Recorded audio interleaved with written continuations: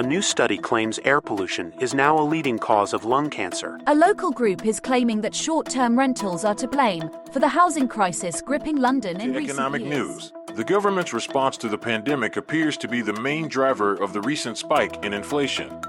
These are attention-grabbing headlines. They're crafted in part so we'll keep watching or listening or reading. But one of the reasons they resonate is that they offer satisfyingly simple answers to complex problems. During the historic congressional hearing, a UFO witness says he saw something that was definitely non-human. In this episode, we look at our tendency to prefer those simple explanations, even when the more complex truth is out there.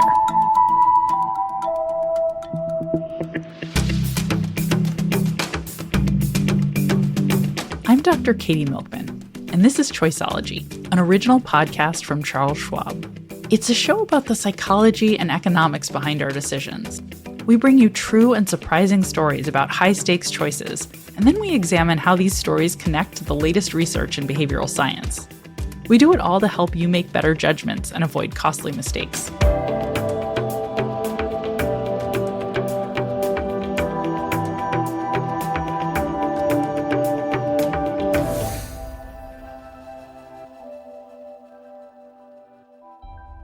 He sees this orange object that looks to him like an eye that's opening and shutting. They'd observed these 3 indentations, which they think are marks from where a craft would have landed. This is Toby. My name is Toby Ball. I created and hosted 3 seasons of a podcast called Strange Arrivals.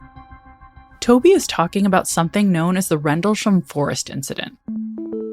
The Rendlesham Forest incident took place over 3 nights. Each night had multiple components: seeing things up close, seeing things in the distance, seeing lights of different colors coming from different places. The people who saw it concluded that it was all coming from a craft of unknown origin. Rendlesham is a forest in Suffolk, England, about 2 hours northeast of London and close to the coast. At the time of these incidents, it divided 2 Royal Air Force bases that were hosting members of the U.S. Air Force. The sighting started in 1980 on Boxing Day, a public holiday in the United Kingdom that falls on the first weekday after Christmas. A guy named Airman John Burroughs and his supervisor went out on patrol around the perimeter of their Air Force base. Burroughs was driving, and his supervisor said he saw something in the sky that then went and landed in the forest. Burroughs didn't see the light land in the forest, but since he'd worked there longer, his supervisor asked, "Has he ever seen anything like that?" And Burroughs says no. As they're driving along, they see from Rendlesham Forest, which is off base, they see a light glowing in the forest. And at this point, the supervisor makes this decision to leave base, to get closer to it, to see if they can get a visual on what's going on in the forest. This is actually a very big deal to leave base. So they open the gate, they drive out, they get to where there's a T in the roads and look into the forest. They see the light, they can't really make out anything. And at this point, they call base security to get some help and get some backup. A security officer from the military base sent out 2 men, one named Jim Peniston, to meet Burroughs and his supervisor at the edge of the forest. When they show up, they also see the light. It's a white light, and it's going sort of in and out of brightness. So it'll be bright, and then it'll dim, and then it'll brighten again. And at this point, they still have weapons. They leave the weapons behind, and they walk into the forest. They leave one person with the vehicle. The other 3 walk into the forest.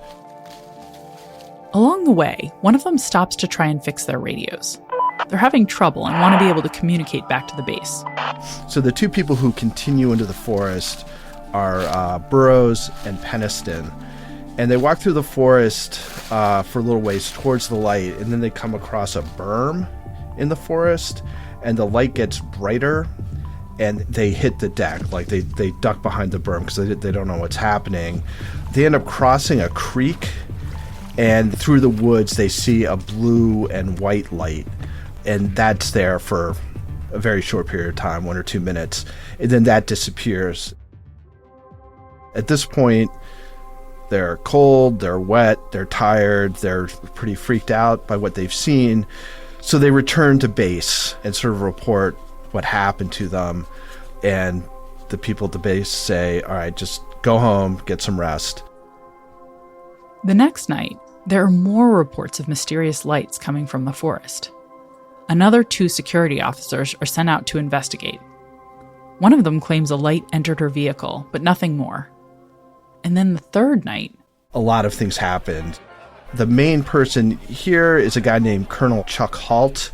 He was at an event for the higher-ups on the base for the Christmas holiday.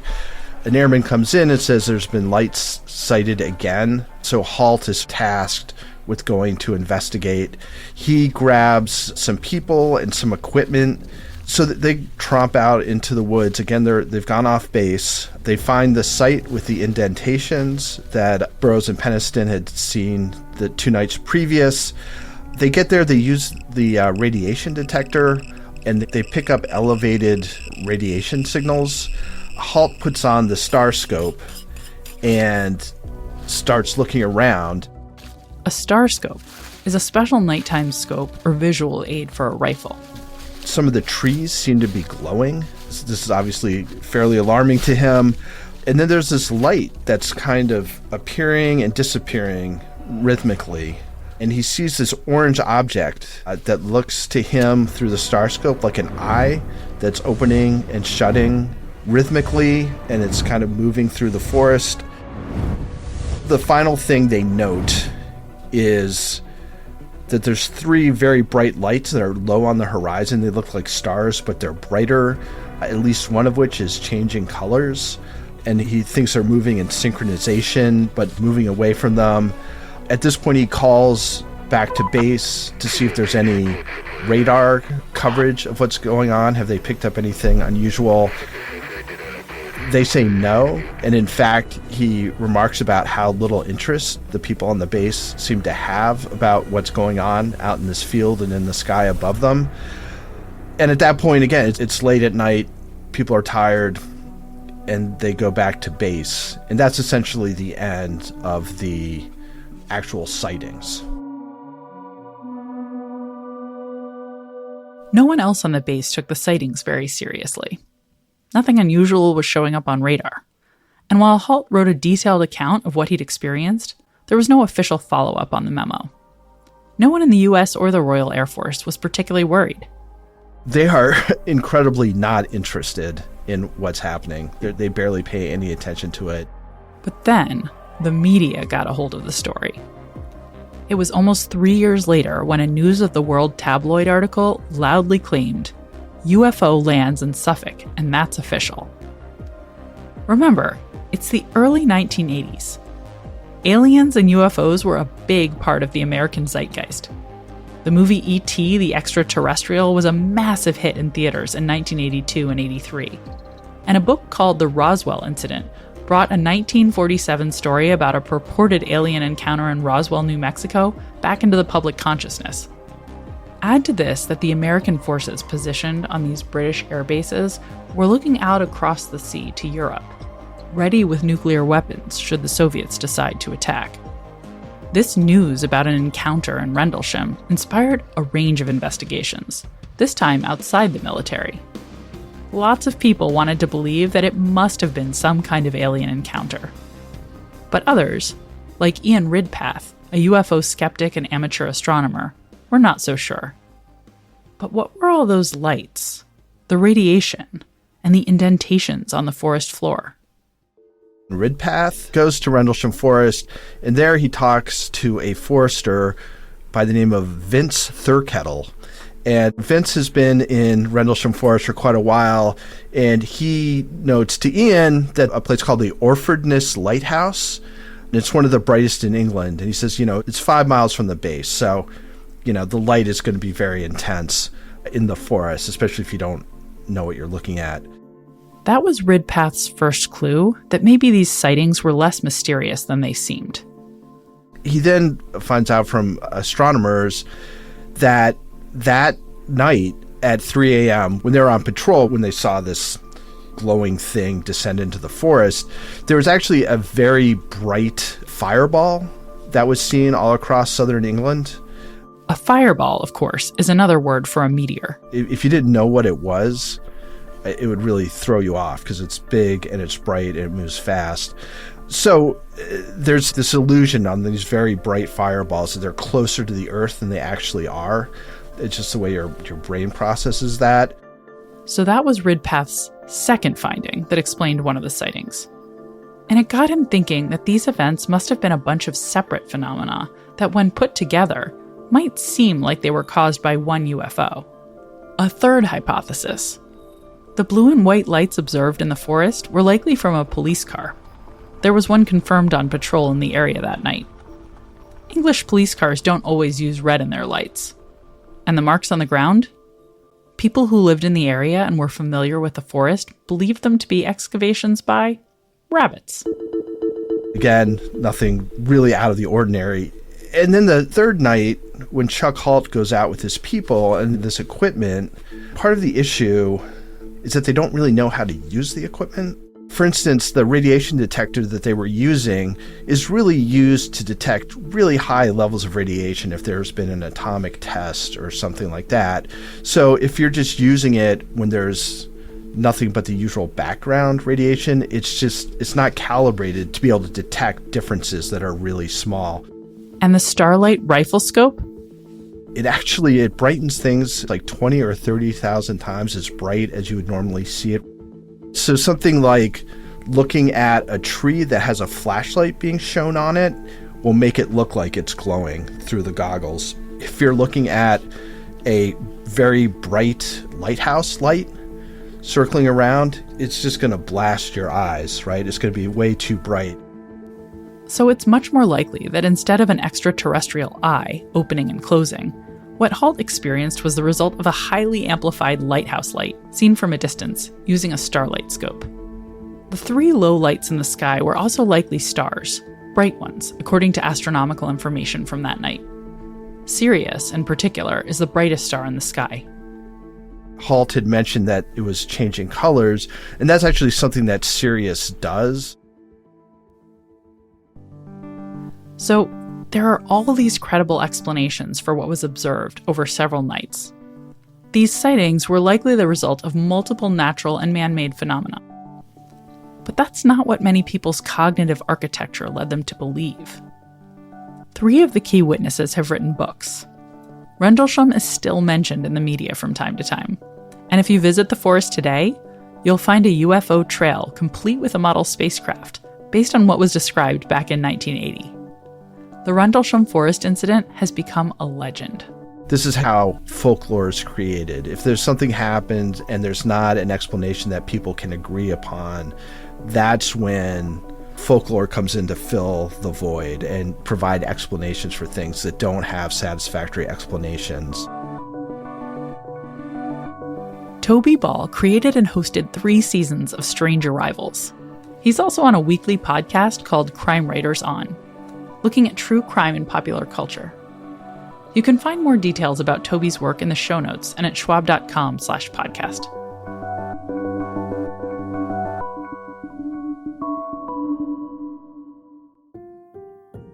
Our brains are wired for pattern recognition, to filter out information that isn't important and to make sense of a complex world.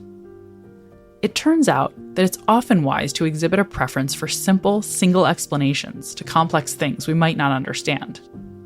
You've probably heard of Occam's razor, that the simplest explanation is normally the right one.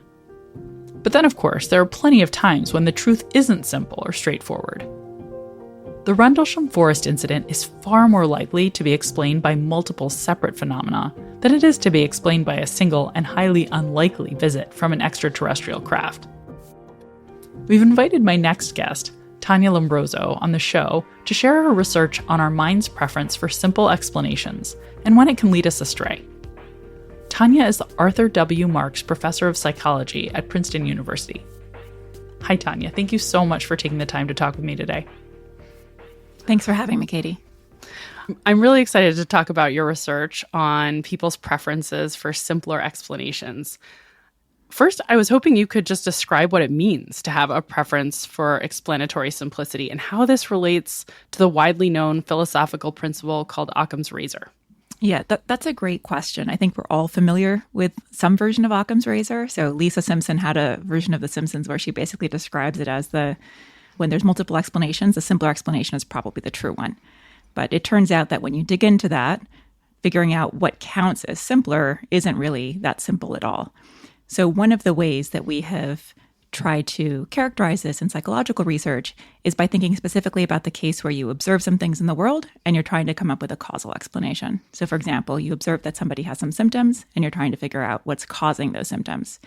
And in that kind of a context, a simpler explanation might be one that involves fewer causes that you just have to assume hold true in the world.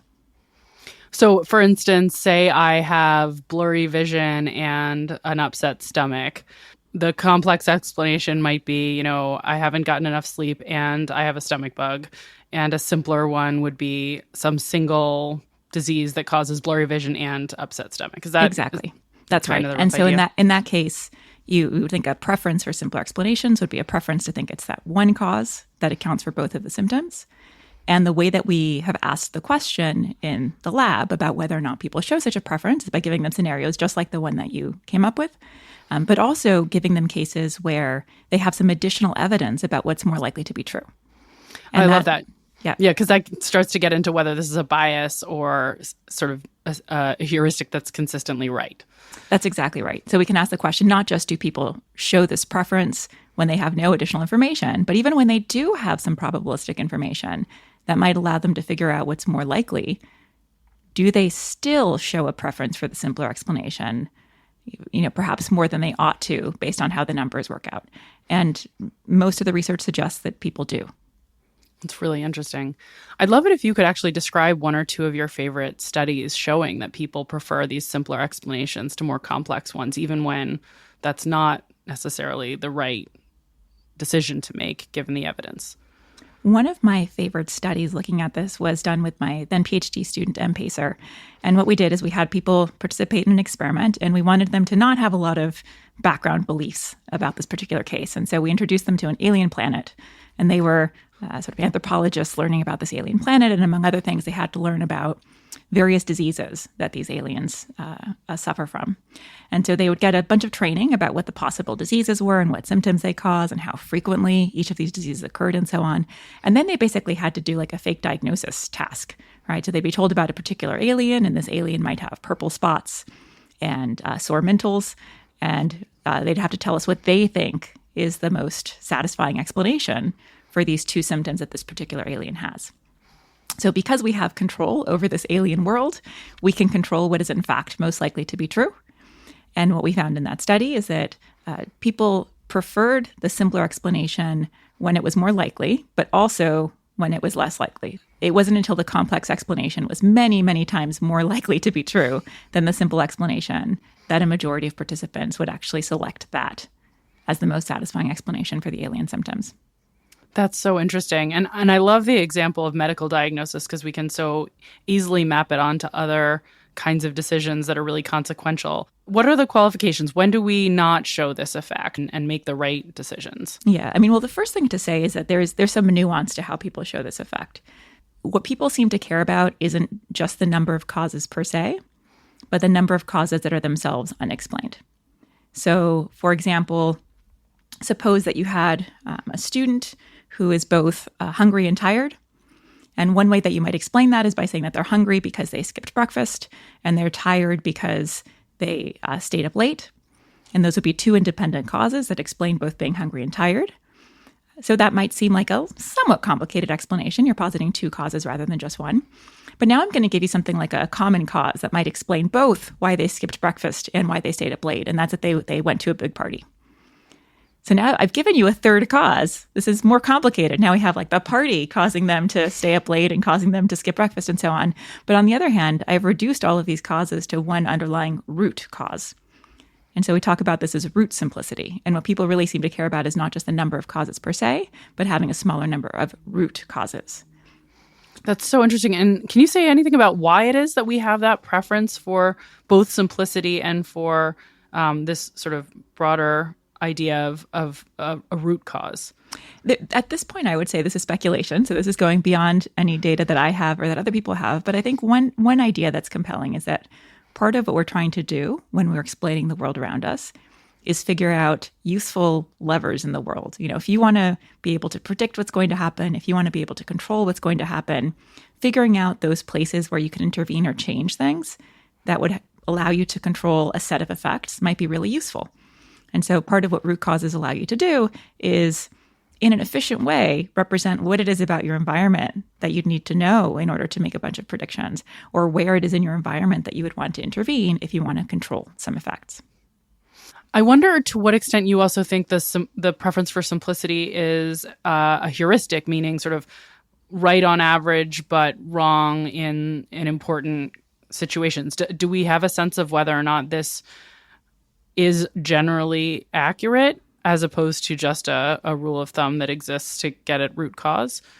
We don't have a great sense in the real world. What we do know is that in our contrived lab settings, where we have a lot of control over things, we can generate circumstances where it seems like people are clearly making mistakes. But we also know that some of those mistakes could be the result of overgeneralizing strategies that do make sense in the real world. And so I'll give you a couple of examples of that.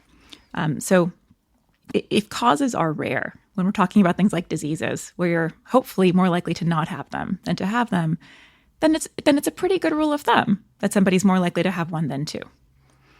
And so people could be overgeneralizing a heuristic like that to many cases where perhaps they shouldn't, like, for example, cases where they actually know the exact probabilities of the diseases that are involved. Another thing that we have found in my lab is that when you're considering explanations, there's all sorts of alternative causes that in principle you could consider. But that's just cognitively intractable. You can't possibly consider the values of every possible variable in the world. And so when I ask you to consider something like, is it more likely that somebody has one disease than two diseases, you might not do the extra math of figuring out, okay, well, one disease and not the other 10 diseases it could be versus the probability of, say, those two diseases and not the other 8 diseases that it could be, and so on. You sort of do this cognitive shortcut of just evaluating the probability of the one disease versus the other two without incorporating what you know about the absence of the other causes. And if you follow that kind of a shortcut where you're doing a mental computation that ignores a lot of the alternatives, it's going to turn out, just probabilistically, that a simplicity preference is more warranted in more circumstances. So I do think many of these cases are overgeneralizations of strategies that are good enough a lot of the time. It's really interesting. What would you say we can do, if anything, to try to fix this preference for simplicity in situations where it can lead us astray? I think maybe one step towards correction is thinking probabilistically. Our default approach is often to ask ourselves, what feels right? What makes sense? What's more satisfying? But often people actually can think through what the numbers are if they choose to approach a problem in that way. So explicitly asking yourself, how likely are each of these causes? How likely is it that the causes would co-occur? And engaging in that explicit probabilistic thinking is something that we expect would push people away from this sort of heuristic preference for simplicity. I know you're writing a book at the moment that's nearly finished about these kinds of explanations, and I'm curious what you think key takeaways should be for people about how they can use what they've learned about simplicity in their everyday decisions and to improve their lives. That's a great question. I do think that there's a bit of a double-edged sword with simplicity. On the one hand, I'd encourage people to pay attention to their explanatory preferences. They often do lead us to discover interesting features of the world. So, for example, with both kids and adults, just looking for simpler explanations sometimes means that you discover features in the categories you're learning or in the causal structures you're learning that you might not have discovered otherwise. And so that's the good side of simplicity. On the other hand, the research we've been talking about suggests that in some cases it leads you astray. It leads you to think simpler explanations are more likely to be true. So I think learning to recognize and value the explanations we find satisfying without being fully invested in their truth is a way to try to get the best of both worlds. Can you give me an example of what that might look like? I'll give you an example from the lab. So this is not going to be the most realistic example. But suppose you're brought into a lab experiment and you're learning to try to categorize robots into two kinds of categories. They're called glorps and drents. And you're trying to figure out what differentiates glorps and drents. So this kind of categorization task actually comes up in everyday life, right? You might be trying to figure out which of your colleagues are the ones that you can trust versus not trust. That's the same sort of everyday categorization task. And when you're trying to explain, one of the things that we naturally do is try to find patterns that are simple. You're going to want to find the one feature that differentiates all the glorps from the drents, or perhaps like the one feature that differentiates all of your trustworthy colleagues from the untrustworthy ones. And the problem is that the world's not always simple, right? There probably is not one feature that differentiates all the trustworthy and untrustworthy colleagues. And so on the one hand, you don't want to be totally committed to that. On the other hand, being willing to entertain that possibility might lead you to notice different features and represent those features differently in a way that actually leads you to discover something. So what we find in the lab studies where people are learning about these robots called glorps and drents is that when they are actively trying to explain, they seem to be looking for something like one feature that explains the full difference. And that means that they're more creative about the way that they represent the features of the robots. So for example, instead of just thinking about the robot as having red on one side and orange on the other side, they'll think, well, maybe it's about having warm colors versus cool colors. Or maybe it's about having clashing colors versus matching colors. Or maybe it's about the feet being pointy rather than being triangle shaped, and so on. So having that kind of creativity to look for different kinds of features and represent those features differently in the service of finding a simple explanation can actually lead you to discover real things about the world. But ultimately, what you might discover is not a simple explanation because the world isn't always simple. And so that would be a case of sort of leaning into the idea that you want to find a good explanation and engaging those cognitive mechanisms that are going to help you find one, but at the same time, always having a little bit of wariness or skepticism that the world is always going to provide us with simple, satisfying explanations. I mean, I think we've all had the experience as scientists or everyday reasoners that sometimes the world is just messy and unsatisfying, right? Sometimes what turns out to be true is not the explanation that would have been most satisfying. But I think what you're saying in a sense is this preference for simplicity is one of the things that drives us to generate original hypotheses in the first place, which is one of the greatest things humans can do. So generate the hypotheses, just don't stop and accept the simplest one or the simplest explanation if you don't have evidence for it. Recognize that instinct may be wrong, even if the hypothesis generation instinct is right. Yes, and I love that way of putting it. This was so much fun. Thank you very much for taking the time to talk. I know you're extremely busy, and I really appreciate it, Tania. Really happy to be here. Thank you, Katie. Tania Lombrozo is the Arthur W. Marks Professor of Psychology at Princeton University. You can find links to her work in the show notes and at schwab.com/podcast. For the latest insights into what's moving markets, whether there's predominantly a single cause or a more complex array of factors, check out the Schwab podcast on investing. Every Friday, Lizanne Saunders and Kathy Jones share their perspective on equities, fixed income, macroeconomic issues, and more. You can find it at schwab.com/oninvesting or wherever you get your podcasts. Tania Lombrozo explained, simply, our desire for simplicity when working on causal explanations. Occam's razor, or the principle that simpler explanations tend to be better, is actually a pretty solid rule of thumb.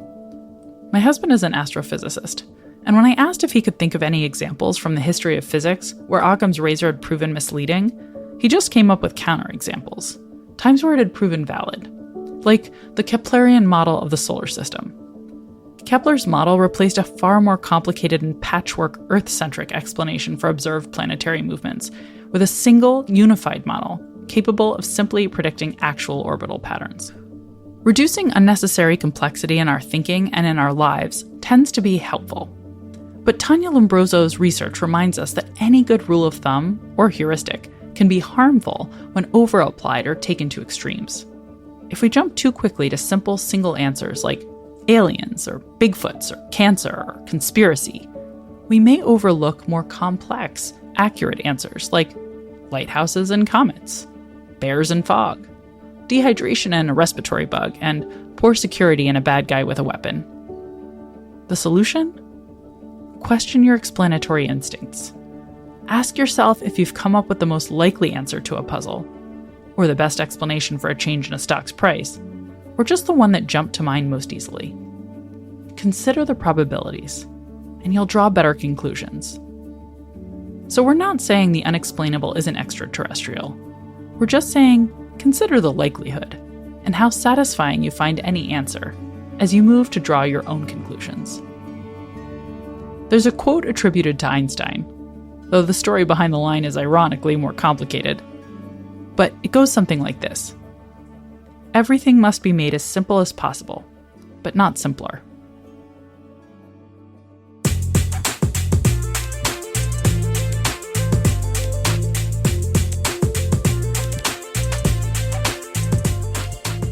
You've been listening to Choiceology, an original podcast from Charles Schwab. If you've enjoyed the show, we'd be really grateful if you'd leave us a review on Apple Podcasts, a rating on Spotify, or feedback wherever you listen. You can also follow us for free in your favorite podcasting app. And if you want more of the kinds of insights we bring you on Choiceology about how to improve your decisions, you can order my book, How to Change, or sign up for my monthly newsletter, Milkman Delivers, on Substack. Next time, a tribute to one of the founders of behavioral economics. We'll look at a bias first identified by Nobel laureate Daniel Kahneman and his collaborator Barbara Fredrickson. They uncovered our tendency to compress our memories in a peculiar way that distorts the recall of experiences, both good and bad. I'm Dr. Katie Milkman. Talk to you soon.